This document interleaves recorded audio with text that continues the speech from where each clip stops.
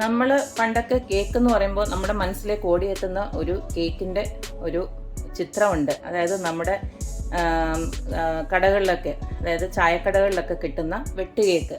ആ വെട്ട് കേക്കിൻ്റെ റെസിപ്പിയാണ് ഇന്ന് നമ്മൾ ഇവിടെ ചെയ്യാൻ പോകുന്നത്.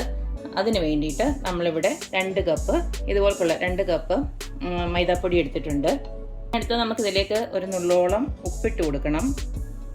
നമ്മൾ വറുത്തെടുക്കുമ്പോൾ നല്ലൊരു കളർ കിട്ടാനായിട്ട് നമ്മൾ കുറച്ച് മഞ്ഞൾപ്പൊടി ഇട്ട് കൊടുക്കുന്നുണ്ട്. നമ്മളിതിലേക്ക് ഒരു 1/2 ടീസ്പൂണ് ബേക്കിംഗ് സോഡ ഇട്ട് കൊടുക്കുന്നുണ്ട്. ബേക്കിംഗ് സോഡയ്ക്ക് പകരം ബേക്കിംഗ് പൗഡർ വേണമെങ്കിലും യൂസ് ചെയ്യാം. ഇതിലേക്ക് നമുക്ക് നല്ലൊരു മണത്തിന് വേണ്ടിയിട്ട് കുറച്ച് നമ്മുടെ ഏലക്ക പൊടിച്ചത്, അതിപ്പോൾ ഞാനൊരു പഞ്ചസാരയോടെ ചേർത്തിട്ടാണ് ഞാൻ പൊടിച്ച് വെച്ചിരിക്കുന്നത്. അതൊരു 1/2 ടീസ്പൂണോളം ഇട്ട് കൊടുക്കുക.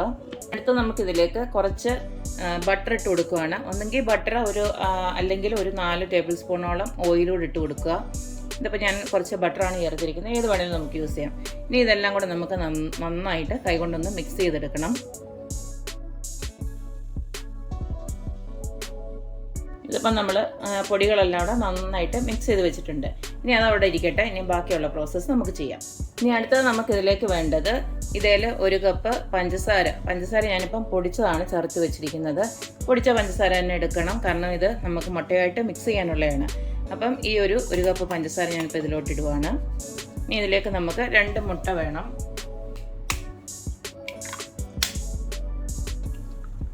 ഇനി നമുക്ക് ഈ മുട്ടയും പഞ്ചസാരയോട് ഒരു ഫോർക്ക് വല്ലം വെച്ചിട്ട് നന്നായിട്ടൊന്ന് യോജിപ്പിച്ചെടുക്കണം.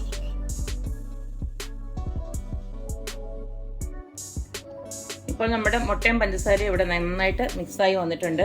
ഇനി നമുക്ക് പതുക്കെ നമ്മൾ നേരത്തെ മിക്സ് ചെയ്ത് വെച്ചിരുന്ന പൊടിയില്ലേ, അത് നമുക്ക് ജസ്റ്റ് ഒന്ന് ആഡ് ചെയ്ത് കൊടുക്കാം. പിന്നെ നമ്മൾ വേറെ എക്സ്ട്രാ വെള്ളമൊന്നും ആഡ് ചെയ്യണ്ട. ഇത് തന്നെ വെച്ചിട്ട് നമുക്ക് കുറേശ്ശെ ഇത് കുഴച്ചെടുക്കണം. ചപ്പാത്തിയുടെ പരുവമല്ല, അതിനെക്കാട്ട് കുറച്ച് ലൂസായിട്ട് വേണം നമുക്കിത് കുഴച്ചെടുക്കാൻ.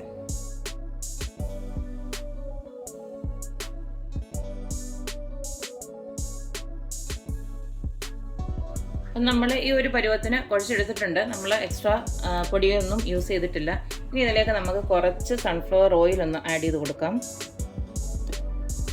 ഈ ഓയിൽ ആഡ് ചെയ്തതിന് ശേഷം നമുക്ക് കൈയൊക്കെ ഒന്നുകൂടെ ഒന്ന് കഴുകി വൃത്തിയാക്കിയിട്ട്, കാരണം അല്ലെങ്കിൽ പിന്നെയും അതിലോട്ട് ഒട്ടി പിടിക്കും. അതുകൊണ്ട് നമ്മൾ കൈ ഒന്ന് വൃത്തിയാക്കി കഴുകിയിട്ട് ഇപ്പോൾ വീണ്ടും ഒന്നും കൂടെ നന്നായിട്ടൊന്ന് കുഴച്ചെടുക്കുക.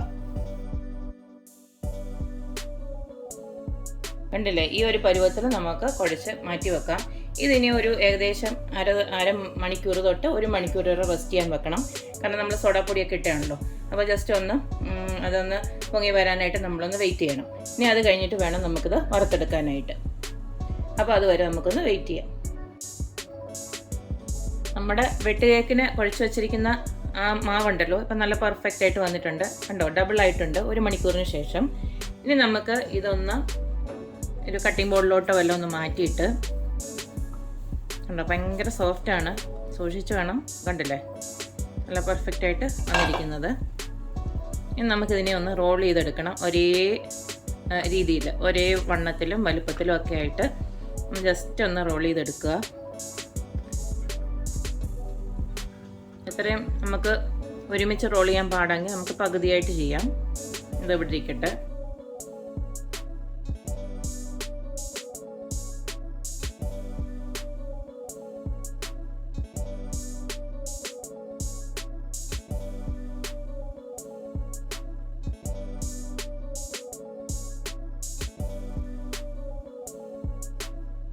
അപ്പം നമ്മുടെ വെട്ടുകേക്കിനുള്ളതെല്ലാം നമ്മളിവിടെ റെഡിയാക്കി കട്ട് ചെയ്ത് വെച്ചിട്ടുണ്ട്. ഇനി നമുക്കിത് എണ്ണയിലിട്ടൊന്ന് വറുത്ത് കോരണം.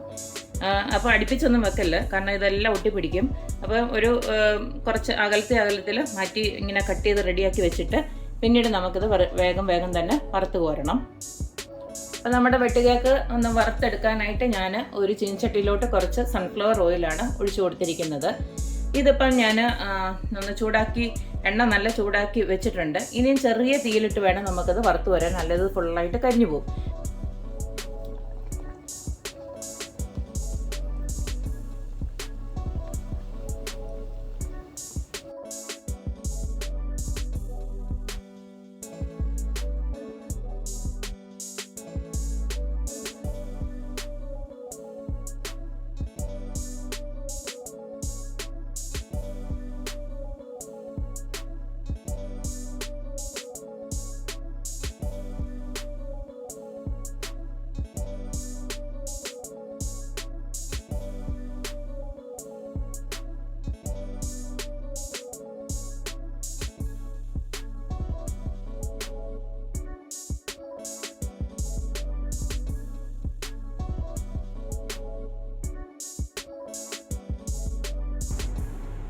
അപ്പം നമ്മുടെ വെട്ട് കേക്കെല്ലാം ഞാനിവിടെ വറുത്ത് കഴിഞ്ഞു.